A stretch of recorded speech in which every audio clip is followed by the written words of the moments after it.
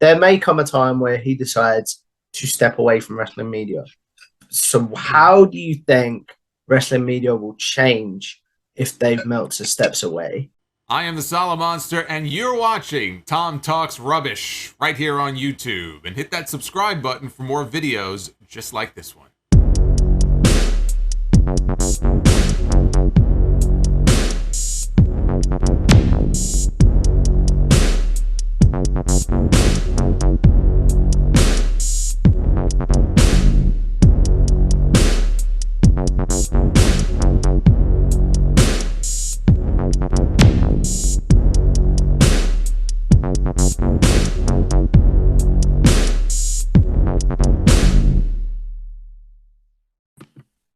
What's going on, guys? It's your boy, Tom Talks Rubbish, and stand back with another interview. This time, I'm joined by Bryan Rose from the Wrestling Observer. So, welcome to the show. Thank you for having me. So, if we take this back, where do you first discover wrestling before any of your work in the wrestling media? Well, that goes way back to the year 1999. I remember my first show ever that I watched was, and I don't think I ever said this before, but it's Road Wild 1999, WCW. And I remember flipping through the channels and coming across the retirement match between Hulk Hogan and Kevin Nash. And, I'm going into this like, well, oh man, I'm hearing that Hulk Hogan's retiring. He could retire in this match, not knowing that, it was retirements in wrestling don't stay around that long. So I'm watching this and I see Hulk Hogan win and I'm like, wow, he won. And I just liked, I don't know why I liked it, but I just saw the appeal of it. And then a month later, I ended up watching SummerSlam 1999 with Triple H, Mankind, and Steve Austin in the main event with Jesse Ventura as the referee.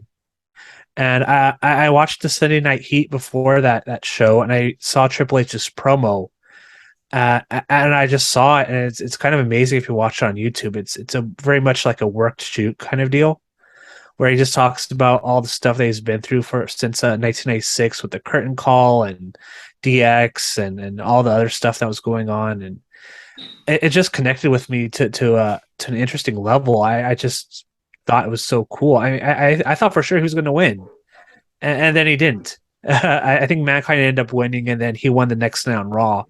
But I just liked the unpredictability of what was going on during that time, and I just saw the Attitude Era as appealing because before that, all I was watching was like Nickelodeon and stuff. So I'm here, and I was watching SummerSlam '99 the other day, and I'm like, look at these angles and these feuds with the women, and stuff doesn't hold up. But man, it was interesting, way more adult than stuff I was watching at the time. So I think that's what got me into wrestling. It's just the unpredictability, the action, all that stuff was just so appealing to me at the time.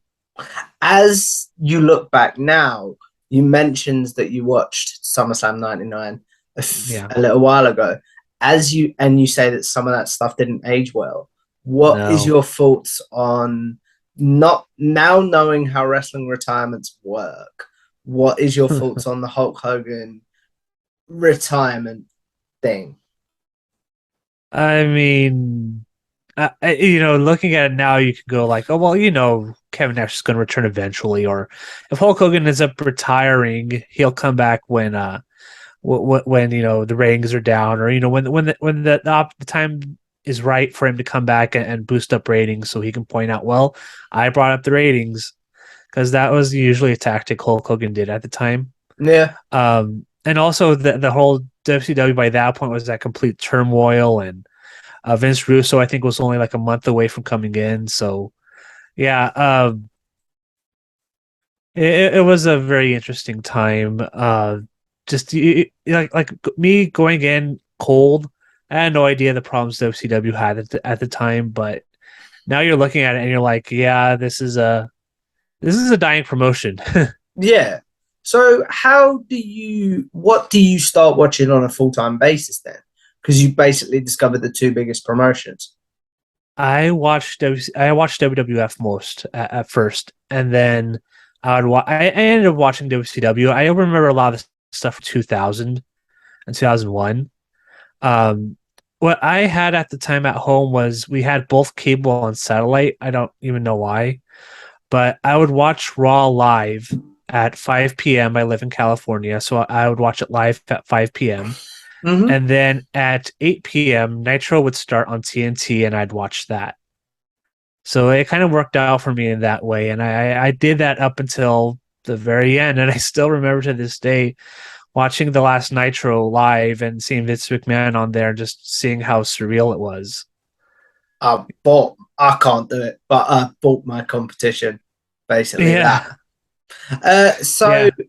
after WCW closes, the amount of people I've spoke to that got into wrestling through it that have had a gap away, did that happen for you? Or Not really. I continued watching WWF. I watched Invasion and thought it sucked.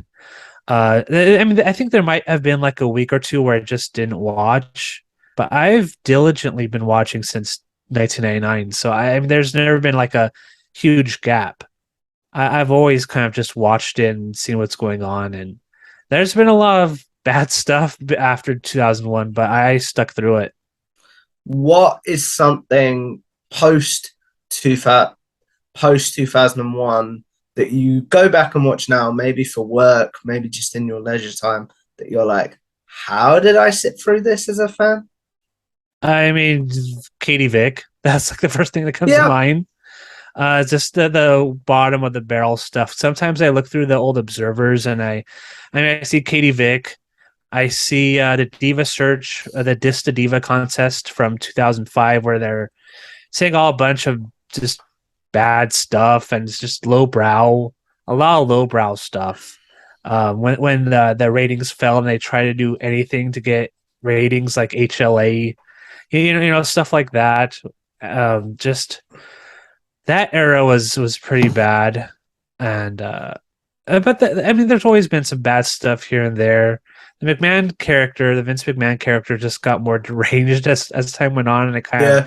noticed that sometimes. And it's like, who could sit through this? But I did. I sat through all of that, and sometimes that's not my favorite era to go back and look at. But I mean, I did go through it. Fair enough. What about some underrated things from those eras that people have maybe forgotten about?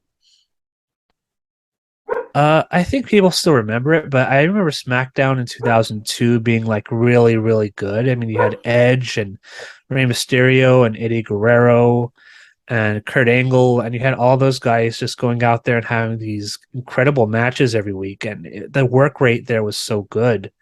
And then I remember SmackDown later, years later in 2009, that was a really strong era too. I remember looking back at that, and you had like John Morrison and Rey Mysterio and Chris Jericho, and they were all doing really great stuff at the time. And that's a really underrated era as 2009, 2010 with CM Punk and Jeff Hardy. I mean, that was really good stuff. I remember that very fondly. And those are the two eras I remember the most where people are kind of like, it's sometimes post 2001, it's really tough to like go back and watch because people have such fond memories of the stuff before. Like Attitude Era is always very hot, and so is Yeah. the 80s with Hulk Hogan and Ultimate Warrior and all that stuff. But post 2001, it gets kind of tough. What about your consumption of outside of WWE wrestling? What what were you consuming around this time? Pretty much, it was pretty much WWE and TNA. I would watch TNA sometimes, so I would know all the major players from that brand. And I didn't watch New Japan until like 2012, so Okay. I didn't watch anything else until around that time. Yeah, I don't think I watched anything from Japan. Sometimes Mexico, if that popped up, I'd watch it. But other than that, it was mostly WWE and some TNA. Fair enough. What about with TNA then? What is some stuff that, because TNA does fly under the radar for a lot of people. So Yeah. what is some stuff that you would say to people? If you can look this up on YouTube, I would say go look this up. Oh, anything from the X division from that time? Samoa Joe was incredible during that time. AJ Styles, Christopher Daniels, Frankie Kazarian, Chris Sabin. All those guys were just so good at that time. Alex Shelley, the Motor City Machine Guns, they were great. Just all the Team Canada stuff. All the young stuff, all the young guys at that time who were coming up and were making a name for themselves in that promotion. That stuff holds up better than some of the main event stuff with Jeff Jarrett and all that stuff. Monty Brown, another guy that I think is kind of underrated. I don't know whatever happened to him, but I mean, every time I saw him, I thought, wow, that guy has something. Mm. And they never fully went with him for whatever reason, but I thought he was cool. I liked Monty Brown. And yeah, mostly it's just the X Division guys who really stand out. And now a lot of them went on to great success in WWE and AEW and all these other places. And they stand the test of time. The X Division at the start of 2002 through 2007, really strong stuff. Yeah. So then, how involved in the wrestling media at this time were you? Okay, so at the time was writing for a website called Power Wrestling. And that site, I remember going through Jimmy Van's website, who now owns Fightful. Yep. Jimmy Van owns Fightful. And I found Power Wrestling through them. They had a Q&A that I liked to read and learn stuff about. And I joined that community around 2000. I think, yeah, around that time.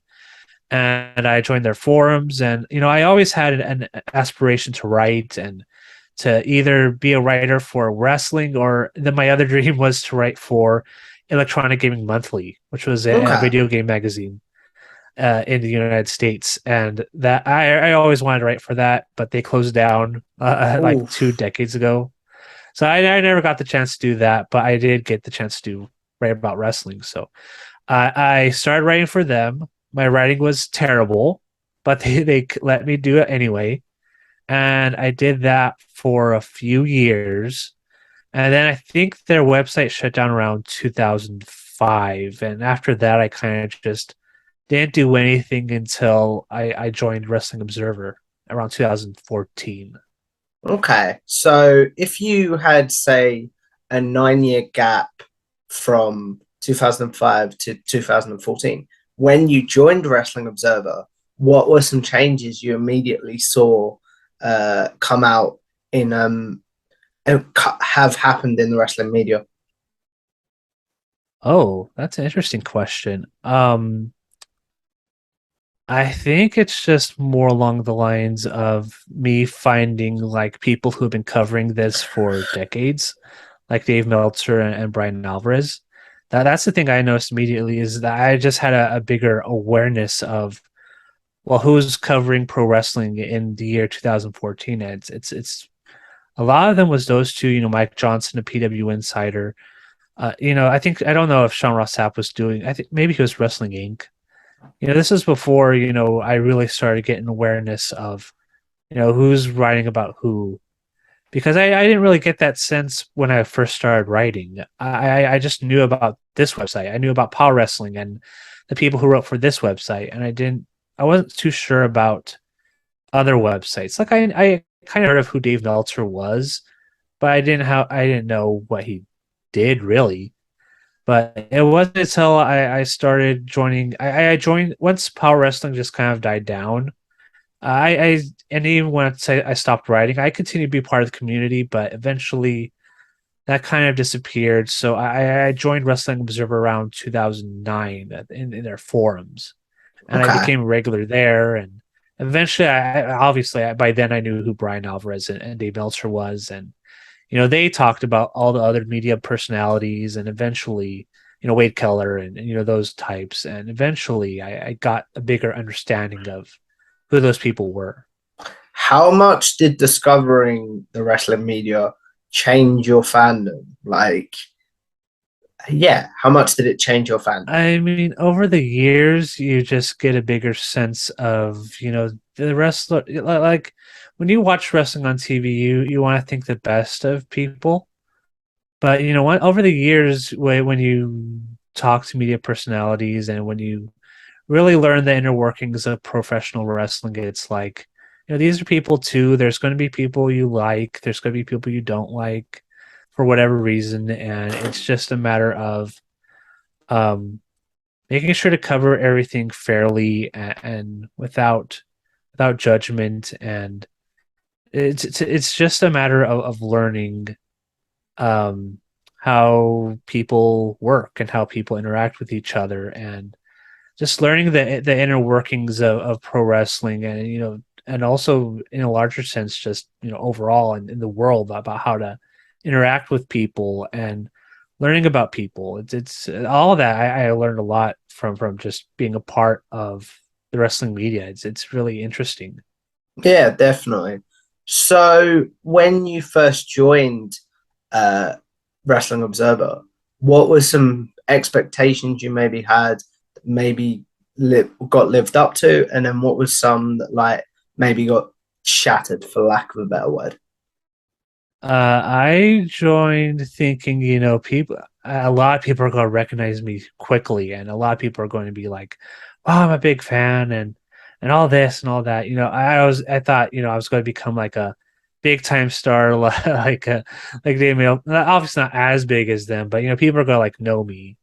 And over time, it's like, no, I quickly realized that this is going to be a very much a backstage kind of role, like a inner workings kind of role. I'm not going to become like a big personality by just doing this stuff.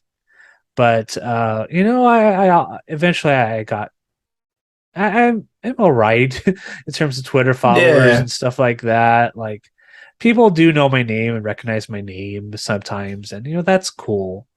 Like that's kind of something I realized very quickly once I started doing reports on the front page, and eventually doing YouTube clips and adding some of my own stuff here and there. But it was just that coming in, I thought I was going to become like this big wrestling media personality. But no, I mean, obviously people know my name because I do a lot of the front page posts on the front page of the website. But it's not like I'm a super famous guy like Dave Meltzer. Like I've been with Dave Meltzer, and sometimes he won't even leave a car without people coming up to him and asking for photos and stuff. And yeah, I'm never going to reach that level, but I'm One fine day, with where I am now. one Yeah, day. maybe one day if I stick around long enough and just keep working at it, maybe it'll happen. You brought up the being out with Dave Meltzer and stuff like that. So, what Yeah. were some of your first interactions with Dave Meltzer as a colleague like? I met him at the LA dojo opening for New Japan back in like 2018, and he was friendly. I mean, we're friendly with each other. Um, he's always very interesting. He's always very interesting to hang around with because nobody has the knowledge of pro wrestling that Dave Meltzer has. I mean, he started watching back in like the 1970s, and has fond memories of all those wrestlers, and I think that's very important to have. I think I that's what I value about Dave the most is that his knowledge of pro wrestling, because not a lot of people have that. And in terms of wrestling history, there's one winner, between the Monday Night Wars, and that's WWE. And they have their own version of history that is lacking in many details. I mean, even the other Yep. that earlier this month, there was a thing from Triple H where he said something like, "Well, before Vince McMahon, wrestling was only in bars," or and I'm paraphrasing, but What?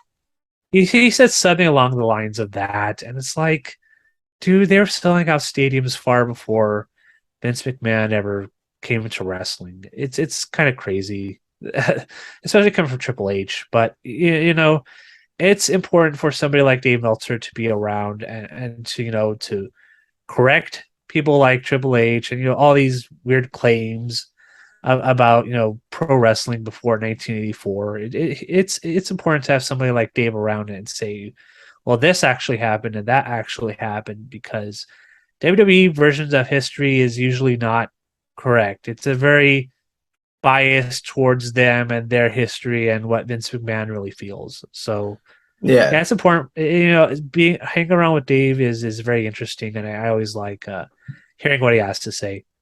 You brought up there, obviously, Dave Meltzer being around. Obviously, there may come a time where he decides to step away from wrestling media. So, how do you think wrestling media will change if Dave Meltzer steps away? And what are some changes you maybe want to see? Uh, well, I think first off, people will stop posting stuff on Thursday mornings about stuff he writes in the Observer. I think that's like the first big change we'll see if he ever steps down. But I don't really ever see a day where Dave Meltzer just steps down We said voluntarily. that But about Vince. We uh, said that about that's Vince. true. That's true. So I mean, in the case he ever does, I mean that'll be interesting. It is very much like what happens if Vince McMahon steps down. We don't really know. It's kind of like uncharted waters. But obviously things will continue. I don't know what will happen to the newsletter. Who knows? Maybe it'll just end. I don't really know. But um, that's an interesting question. I don't know what would happen if life will go on, obviously, but Yeah. um, there'll probably be some bigger changes. But that's the thing about the future. We don't really know what's going to happen. So I really can't predict what would happen if Dave steps down. I just think there'd be more personalities, but I don't know if anybody will ever have like the knowledge that Dave Meltzer has. I think once that's gone, it's like we can't go. I mean, obviously we'll learn from Dave and all that, but nobody's going to have the knowledge that Dave has. I think Mhm. that should be one of the aspects of how things change. What is one sort of lesson you've maybe learned from being at the Wrestling Observer that if you moved away to another site, you would take with you? Uh, well, I think one of the biggest things is that you have to know your own value. You have to value your own time and sanity and a lot of things because some people within some spaces are not going to be as kind to you. So you have to very quickly know your own worth and know your own uh, value because if somebody tries to take that away from you, you really can't. You really shouldn't.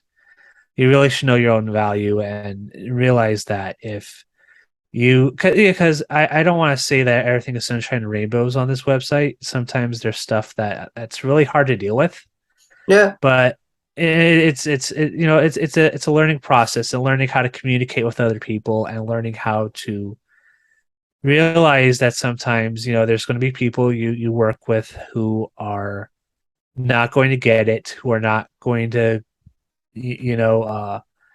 just be a team player, and sometimes you have to learn how to work through that. And I think if once you work through that, you can get through anything, through any kind of environment. yeah, And that's the thing I'm probably going to learn the most from working with this website. And with that said, everybody mostly is absolutely fine to work with. I was hired on by with Tony Leader, who runs the website, and he's awesome. And the editing staff on this website, Ethan Renner, Ian Carey, Joe Courier, all those guys are super awesome to work with. Josh Nason, all those guys are great to work with. Brian Alvarez is great to work with. Yeah, so but yeah, the biggest thing I'm going to learn from this is to know your own know your own worth, know your own value, and just making sure to work with everybody in the best way that you can because this is a team process. Doing a website at this level, whether it's here or Fightful or Wrestling Inc. or PW Insider or whatever, it's all a learning process. To really be a team player and to know your own value. So those are the two biggest things I'm learning from working for this website. fair enough. You listed a load of other great wrestling Yeah. websites there, but why do you think Wrestling Observer has stayed around as long as it has? A lot of that has to do with just name value and Dave Meltzer, because he's been covering this since the 70s. And, I mean, there's also Pro Wrestling Torch and, the Wade Keller, and, those names have been around forever too. But Dave's been the one who's been covering stuff, dating back to the 70s with Los Angeles territory and World Class. I know he was living there during the heyday of the Von Erichs. And the big, I know he covered Vince McMahon's steroid trial in the 90s. And, he's the one constant in the wrestling industry. And I think that's why the website and the name value of the Wrestling Observer and Figure 4 Online, I know Bryan's done a lot of stuff too. He's covered wrestling since the 90s and has done wrestling, and he's going to wrestle this weekend in Chicago. So he's they have been here for a long time, and they've established their brand, and that's the appeal of the website, and that's why we've stayed on longer than some other websites. And some websites right now are doing very great. I worked for Fightful briefly in 2017, and they're doing a great job. PW Insider does a great job. I like all those websites, and I don't have a problem with any of them. So they're doing good stuff too, but they haven't been around as long as Wrestling Observer, and I think that's why it's so enduring because of the name and Dave's coverage over the years. Do you think having that name value is also not just a blessing, but maybe a curse for Wrestling Observer sometimes?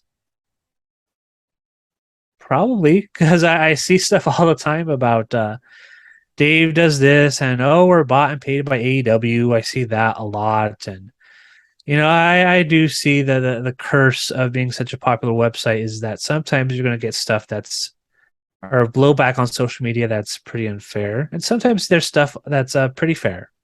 I'm not going to say that we shouldn't get a lot of crap for some stuff. I completely agree on some stuff. But there's some stuff like how we're bought and paid for by AEW, and it's like if you really saw what we go through, you would learn quickly that that's not the case.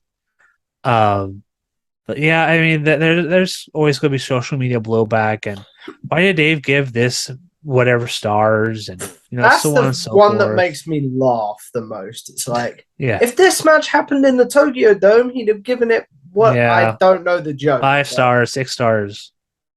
Yeah, the star rating stuff. Like I like keeping a record of matches that I thought were great in the year 2022 and so on, and I keep a list. I don't really care what Dave gives a match. Maybe I did start when I first started, but now at this point I'm like 34, and now I'm like, are you really going to argue about what star rating Dave gave to a match on Dynamite? No. I think we have better arguments to throw out there than star ratings. I think it's kind of overblown. As a fan, I admit I use Dave's star ratings to judge what matches to check out, but Yeah. I don't let his opinion cloud my opinion. Does that make any sense? Yeah, absolutely. Yeah, as whenever Dave recommends a match, like there's been a lot of great Will Ospreay matches and Speedball Mike Bailey matches I haven't watched this year, but Dave recommends them, and I'm like, oh, I should probably go watch them. I think that's the biggest thing you should get out of those star ratings is that if you see something that's very high on Dave's scale, you should probably go, well, maybe I should go out of my way to watch that. If Dave gives something 4 3/4, but you thought it should have been 5, I remember the arguments about the Shawn Michaels and Undertaker matches from 2010 and 2009. It's like, okay, well, it's subjective. All of it is so subjective, and for somebody to argue otherwise, it's like, really, like there's bigger things in the world to worry about. Star ratings isn't one of them. Definitely. So as we look at wrapping this up, we're going to do a very quick segment that I call generic questions. Those of you that have seen my interviews before will know this is where I ask my guests their favorite match, favorite pay-per-view, favorite tag team, favorite theme song, and favorite superstar of all time. Basically questions that I'm sure Bryan gets asked on social media quite regularly. So now he'll have a place to be like, look, I've answered this. Please go watch this. And he hopefully won't have to answer them again. So what's your favorite match of all time? Oh, It's always subjective. It's always hard to figure out. But off the top of my head, I mean, the Okada and Omega 2 out of 3 falls match. I watched that live, and it was an incredible match. To this, but you know what? The one that I always go with is Steve Austin versus Bret Hart from WrestleMania 13. Hmm. I thought that I watched that all the time. I think that's like one of the biggest and best ways to tell a story. The best way to turn somebody heel, to turn somebody babyface. The double switch with Austin coming out as this babyface who never surrendered and has blood streaming down his face and never gave up and ended up passing out to give the win to Bret Hart. That's one of my favorite matches of all time too. But I mean, it's those two matches. It's either one of those two that you can choose and go, wow, this is exactly why I love watching wrestling. And those are the two matches that I immediately think of. What about favorite pay-per-view of all time? Oh man, any Wrestle Kingdom from the last few years, I mean, has been incredible. WrestleMania 17, I think, is a very strong show and still holds up to this day. SummerSlam 2002 with the return of Shawn Michaels. I can't just answer one because Fair it's enough. it's very tough to do, but those are the ones that I immediately think of. But probably WrestleMania 17 if I had to choose one, because that just had great matches up and on the card, and the main event was awesome. The turn at the end probably not so much, but the show overall was great. Hmm. Favorite theme song of all time? Uh, Probably DX. That's the first one I think of where I'm like, That's a that's deep cool. cut we don't get very often, but Yeah, I always liked that song. It was just so contemporary at the time, and it still holds up pretty well. But you look back and you look at late 1997 WWF, and you see all the changes that are coming during that time. Because before that it was cutesy, a new generation stuff. But then by the end of 1997, you're seeing stuff with an edge, and that song had an edge, and that stuff at the time was, you look back and it's kind of childish, but it was pretty cool too at the same time. mm, what is your thoughts? I have to ask you this. What is your thoughts on the? I'm gonna butcher this, but the Mania 14 entrance. You know You mean what? the You know what I'm talking about, right? The DX band. Oh, well, that was better than what they did at the start, which was like their interpretation of the Star Spangled Banner, which was Mm. awful. But no, I mean that was cool. I really liked that entrance. That was cool. I The remember match reading. was the match was cool too. Mm. All I right. rem- I remember reading something at the time where Vince was like, Vince loved it. Probably was an observer thing, but like where Vince was like, I loved it because now the national anthem was so terrible. They're gonna get booed when they play Shawn Michaels out, who is a heel. Oh, So at the end of the day, that probably worked because mm, that Star Spangled Banner was awful, yeah, but it's not the very song good. was okay. It's either that or the Mean Gene one, which is really bad. I mean, it was lame, but not terrible. The DX one was terrible. The DX Yeah, band one. fair enough. What about favorite tag team of all time? Oh, I mean, Young Bucks. I can't think of a team who's been consistently great as the Young Bucks over the years, dating back to I don't know the early 2010s. They were very quickly one of the best tag teams coming out, and probably still are. I voted for them many times in the Observer Awards. FTR is getting up there because they've had an incredible last few years. Mm, So I mean, I think they are probably in the talking if maybe they continue the streak for another few years. But Young Bucks have been consistently great for so long now. It's very hard not to say that they're one of the best tag teams of all time. It's really hard not to say that. who is your favorite wrestler or superstar of all time then? Oh, I mean, I was just a big Steve Austin fan from the start, and I always thought he was so cool. Shawn Michaels, when he came back, I thought he was great.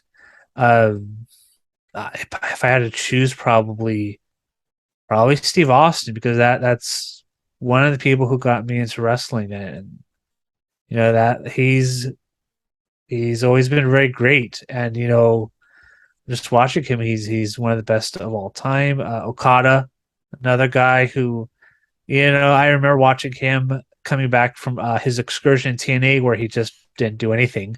Yeah. He came back and he became one of the best wrestlers of all time, like very quickly. And he's up there too. He's up there. Him and Steve Austin, I think, are two of my favorite wrestlers of all time. Fair enough. And as we wrap this up, Bryan, the question I end all my interviews on is with YouTube, with podcasting, with social media in general. We're all sort of going to live forever in some sort of weird way. So what is one piece of content you want the good people to check out from your good self? And then what is one that you're like, if you could avoid that, I would appreciate it? If you ever find my stuff from like a video game website from like 2004, or my stuff from Power Wrestling, if you ever just look into that, don't. It's very bad. It's not very good, and my thoughts are not fully formed. It's very much a mess. And I was like 16 at the time, so don't judge my writing by that. And my stuff from a few years ago is not that great. But one thing that I really did like doing, and this is for Voices of Wrestling, which I was a part of for a few years. I covered like every WrestleMania from 1 to like 33, and I enjoy doing that series a lot. So I mean, the writing was I'm a lot better writer than I was back in 2014, 15. But looking back at that, it's like I'm glad that I did that, because it's very much a learning experience, and really just getting a grasp of reviewing stuff and looking back at stuff and learning about previous stuff that maybe I missed the first time I watched those shows. I really like doing that series, so I recommend, if you want to go back and look at something, look back at my series I did there, and I ended up doing a book Oh, wow. it's on Amazon, Deaths of Mania. So if you're on Amazon, check that out. Someday I'll do a revised edition, but with that, it's like that's a lot of work, and I'm already working like 6 days a week. So yeah, it was a good time writing that series, and I recommend checking that out. Okay. So as we wrap this up, where can the good people find you and your content? Well, I am on Twitter at BR26. I will have a review of all the stuff from this weekend. There's a lot going on this weekend with Clash of the Castle. I will point this out. This isn't going out before all your stuff. Do you know what I mean? Oh, yeah. Okay. Well, I'll have stuff there if you want to see it. So, I'm going to be doing stuff. I'm always working. I'm going to be working on NXT tonight, covering all that stuff. Ooh. I will always be covering stuff on the front page, so check that out. Check out my Twitter for wrestling thoughts, for video game thoughts, and all that stuff. Find me there on Twitter. You'll find me the most on Twitter. It's well worth doing, guys. So if you guys like this video, make sure you like, share, and subscribe. It's Tom Talk Trash. Follow me on Twitter at Tom Talk Trash.